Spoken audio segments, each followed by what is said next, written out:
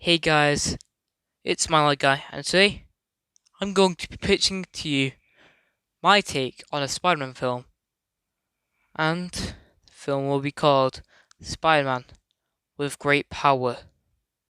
Alright, so the film begins with Peter Parker entering his house to find some cops in the living room surrounding a crying Aunt May. Peter would rush to her and ask her what's wrong. Peter would look behind him and see blood and one of the ornaments with a bullet through it. And Aunt May would say, Peter, Ben is dead. Cut to a few years later, with Peter in a somewhat decent suit that looks cheaply made. Peter has been Spider-Man for 2 years now. His first year was to find the killer of Uncle Ben, and it was a thief that he let go. And we see Peter swing around the city of New York fighting bad guys. And doing such, he's only for school. Now Peter will deal with a plethora of supervillains such as Vulture, an old man that got fired from Oscorp and is going to kill Norman Osborn. But Peter stops him. And it turns out why he made it Oscorp gave him spinal cancer. And all he wants is Norman Osborn to apologize before he kills him. So Peter did not really need to save him, unless Norman apologized. And now, the Vulture might die from spinal cancer. The next villain Spider-Man would have to fight is Mysterio, an ex-director that got fired from his job for no reason, and uses super advanced tech that creates holograms, and he's using smoke projections, and he's using it to pretend to be a hero, fighting a fake Spider-Man, who would be Chameleon, an actor who specializes in impressions, who would play the role of a fake Spider-Man for Mysterio to fight. So Mysterio would look good, and Spider-Man would look shit. Next we have Shocker, a common thug that works for the big bad of this movie, Tombstone, who I will get to later. And he stole Oscorp tech to use these gauntlets that zap people. And the reason why he's working for Tombstone is because Tombstone has his family captive. And after all the fine crime stuff, Peter gets to school, finally. And he meets up with his friends, his friends, Harry, MJ, and Flash. Well, Flash won't be his friend, Flash will be a dick, but he's still there making fun of Peter. Harry, in this movie, will be struggling with cancer.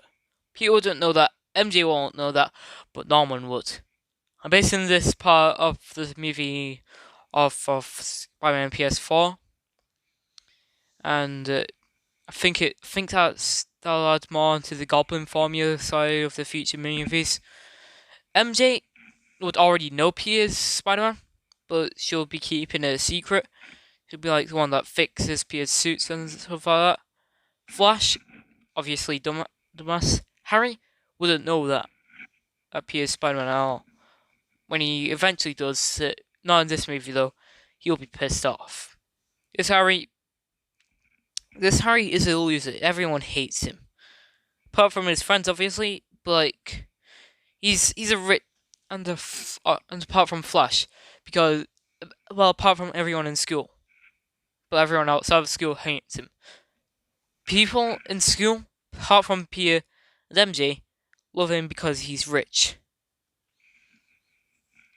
And I kind of would like that idea, because it didn't make sense in the Spider-Man trilogy, because that scene where Flash said, "Oh, what is your dad going to fire his dad or something like that?" I kind of didn't like that, because Yeah, he could because he's rich. And in real life, everyone will be hanging out with the rich kid.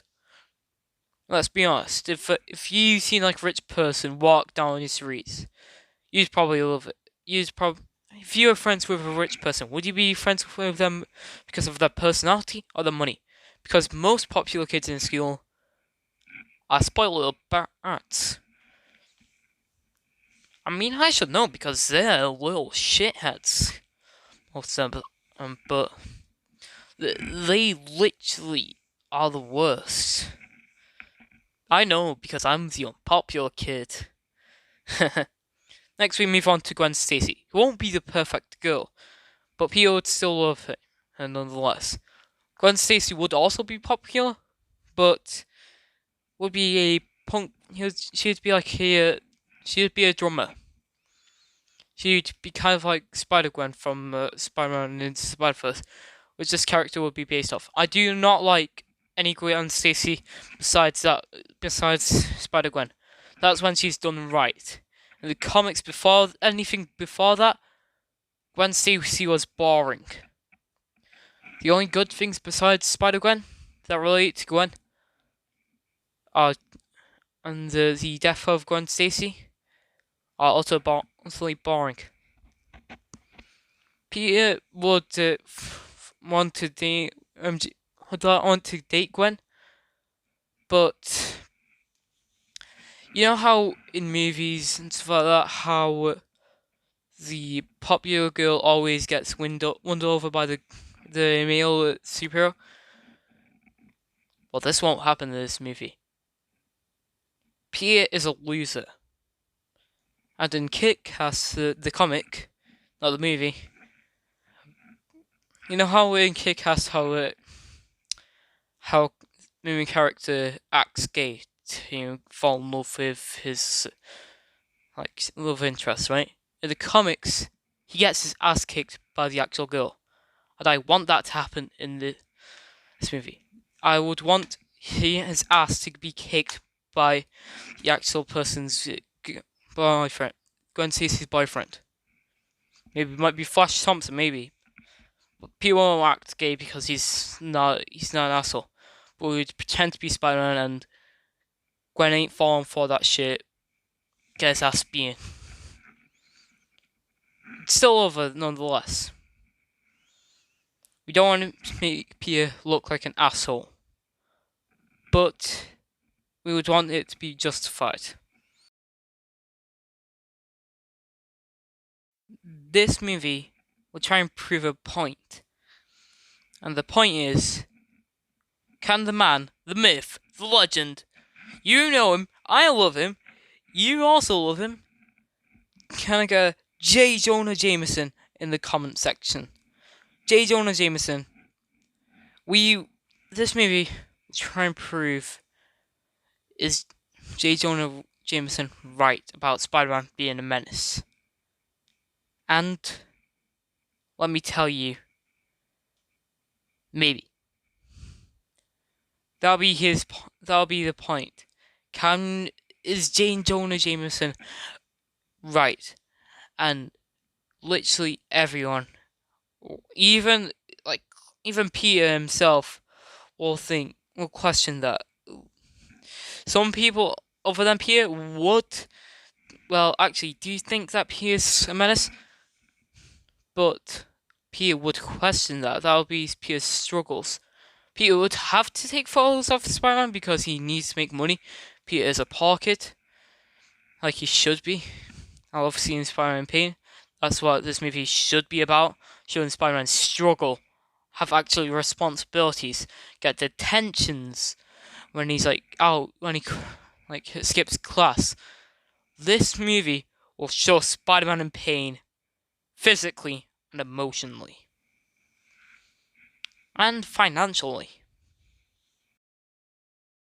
Alright, so I've talked about Peter's first job, but have I talked about his second job? No. And his second job will be working at Oscorp.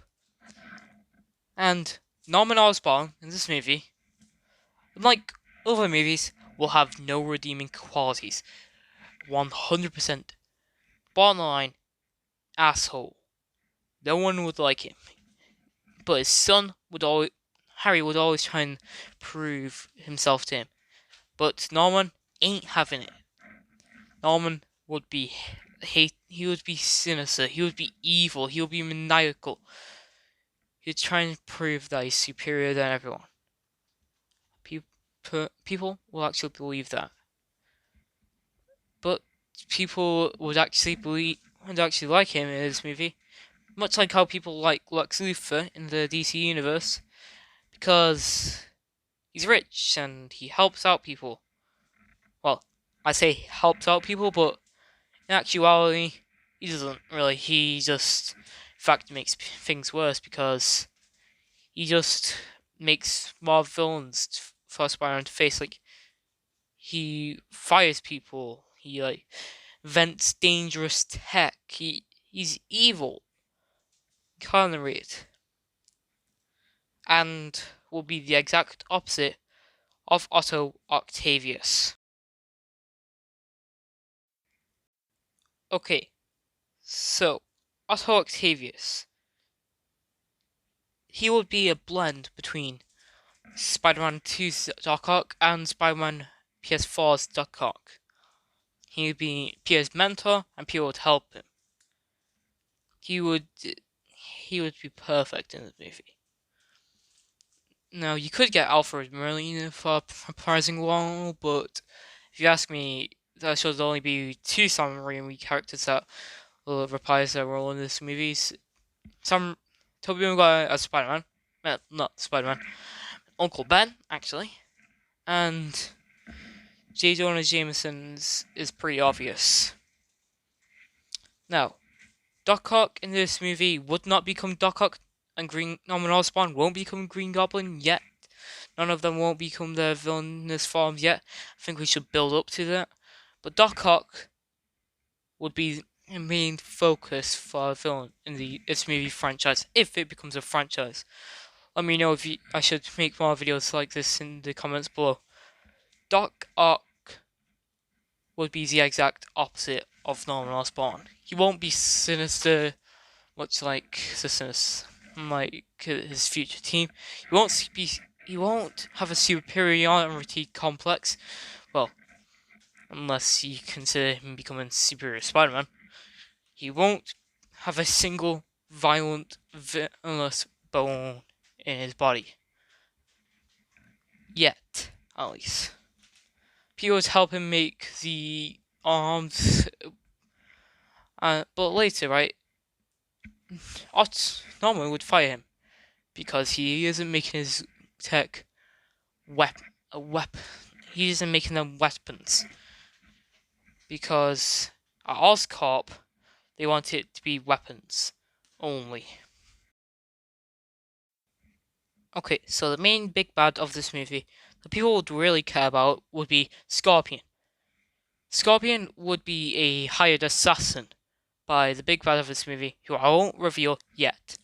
Scorpion would be brutal, but the suit that he's been put in would he'd kind of get bored. He'd kind of get bored because Scorpion likes killing people, but in a brutal, savage way.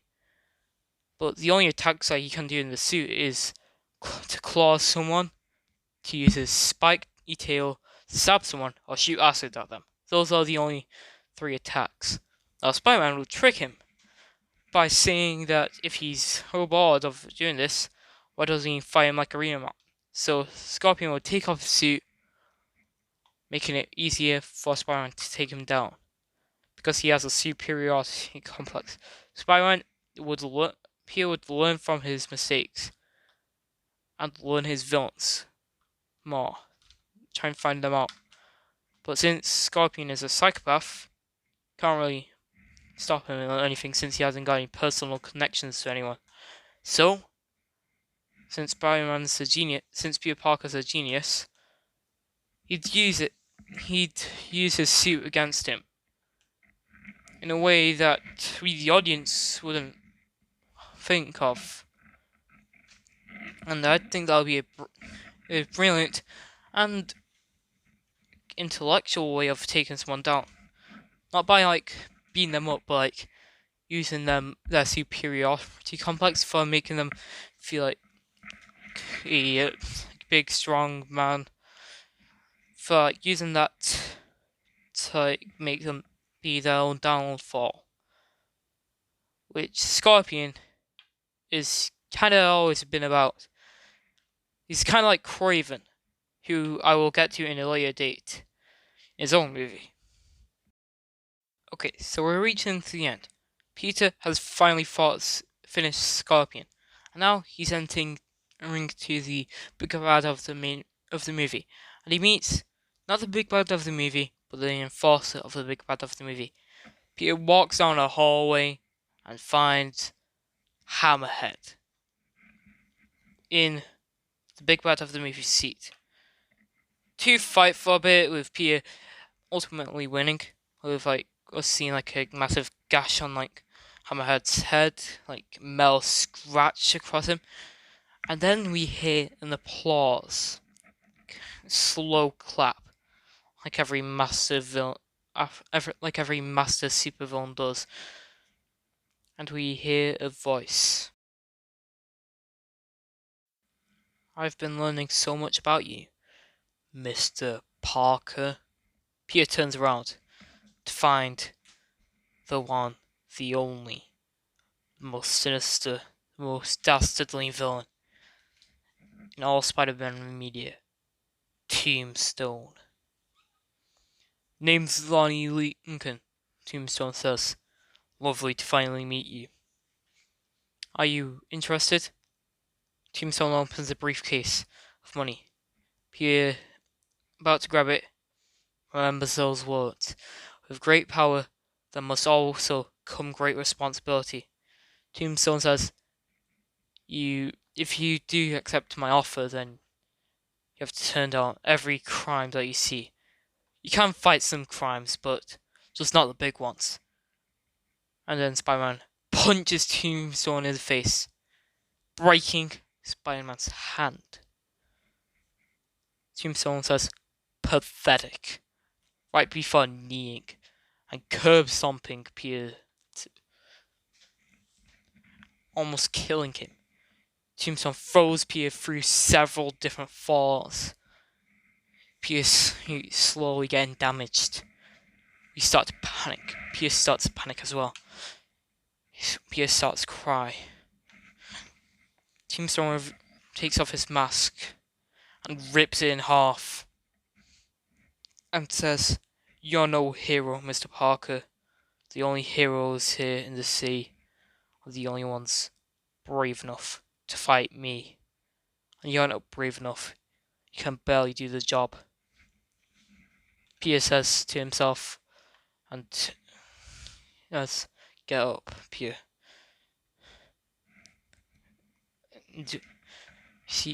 Peter stands up, and we see all of his friends, everyone in the background. Everyone that's been in this movie so far, including Uncle Ben. And we see them help Peter back up. Obviously, it won't be shown. Obviously, it won't be like real. I think it'll be like just in Peter's head. And so Peter says, "I'm always going to stand up to people like you. I'll never turn the other way. After all, with great power, there must also come great responsibility." And Tombstone says, "Pathetic," right before snapping his fingers, and tons of guards, police, everyone bursts in. Peter quickly webs his face up because like he's got spider sense, and Peter runs away, swings away, not on a high note but a low note, just like how every Spider-Man movie should end, with Peter losing. And that was my pitch for Spider-Man with great power. Oh, did you like it? Yes, no, maybe so. If not, then you don't need to watch another video from me. But if you do like it, then make sure to leave your comments in the comment section down below I'd love to hear your opinion. Alright, it's been my light guy, and I hope to see you soon. Bye for now. And I hope you have an amazing day. Bye for now.